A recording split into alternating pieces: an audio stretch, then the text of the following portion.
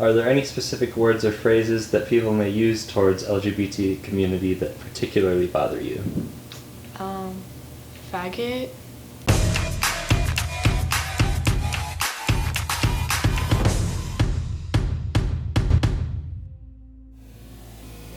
I was at my Aunt Julie's house, and she makes these calendars, and it has like the whole family in it. And there's a picture of my cousin in there, and she had short hair, and my grandma was talking about her, and she was like, yeah, your cousin is just, she thinks she's a lesbian, it's so gross. Being at family events is hard because they're always like, where's your boyfriend? And sometimes they talk negatively about the LGBT community. Some people tell me that all I talk about is my sexuality, and I don't think that's true. Just because like you don't know who's listening, and it's almost more of an ignorance thing, like it affects people who you don't know if they're questioning or whatever. I'd say that it definitely makes it more difficult to really be in a good mental state if you don't really feel like you belong.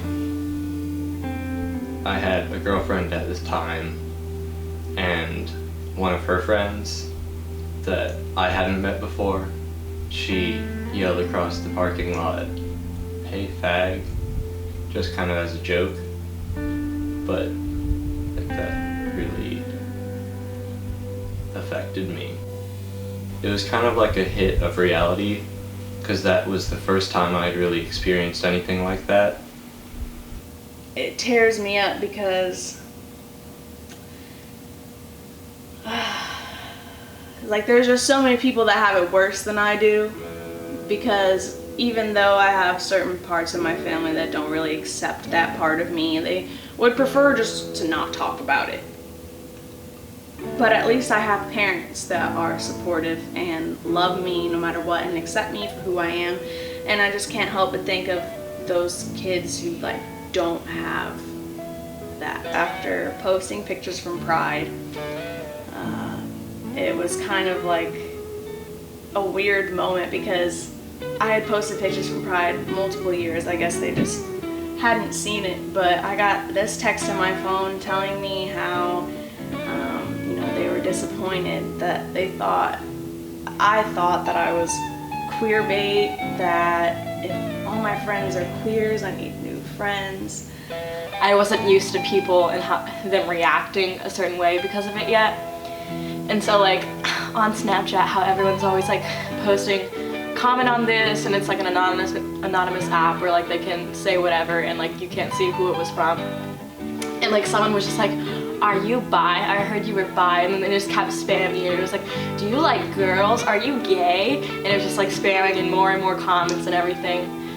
And I was just kind of like, why did someone like feel the need to go out of their way to do that?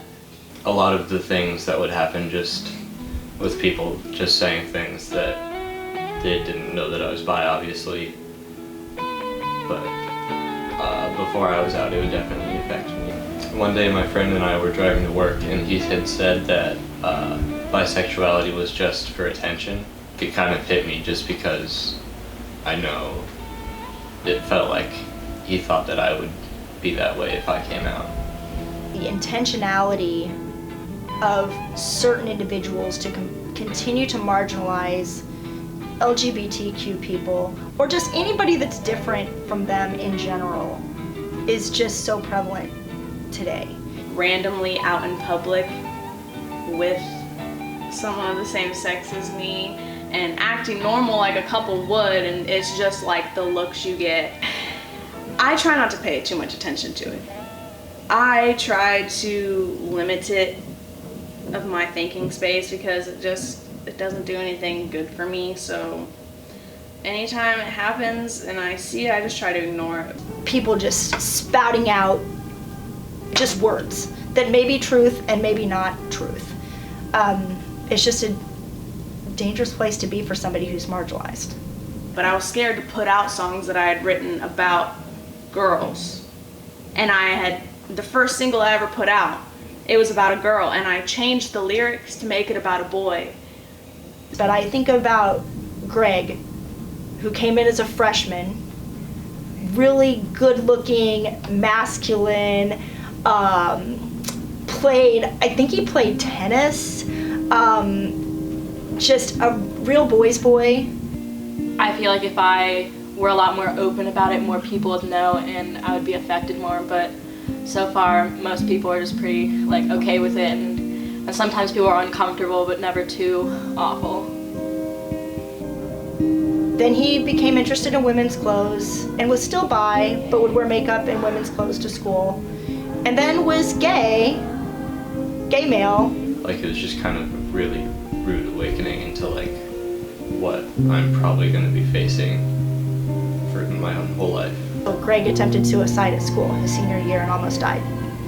And his parents kicked him out of the house, and he was living on the floor of a drug house. And our accompanist, Mrs. Pabst, took him in, and he lived with her for a semester. Now, at age like he's probably 25 or 26 now, Greg became Gia and has gone through an entire sex change. And is trans. And so I think the message is to just love them through it.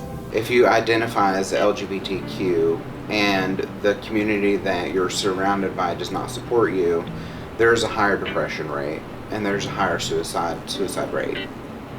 I think education, for the most part. I think advocacy is a huge piece. If we could all just accept each other as we are, there would just be so much more harmony. We're all different. When our society as a collective wants us to all be the same. And they're kind of taught that. And so kind of creating advocacy, appropriate language, and coming together as a unified one would be most helpful. But now, after multiple years of learning to accept who I am and having other people accept who I am and meet other people that are like me and getting to experience Pride festivals and getting to meet all these different people, now I feel empowered. Now I feel liberated, and I feel very proud.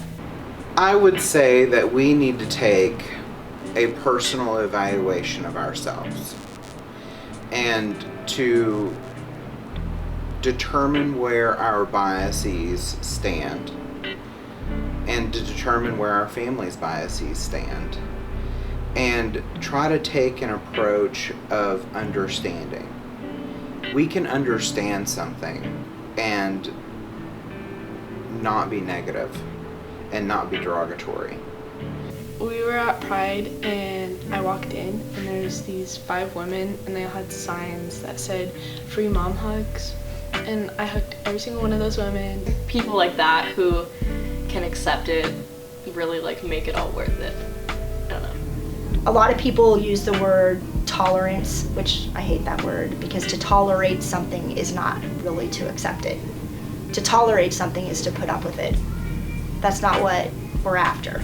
And just to love them and know that they have a safe place to be. For a lot of people, just because of the demographic that we're in, don't encounter it that much, so they're accepting of it, but they don't always know how to be accepting of it. But to me, that's just as good because I know that they're making an effort, and that's what matters.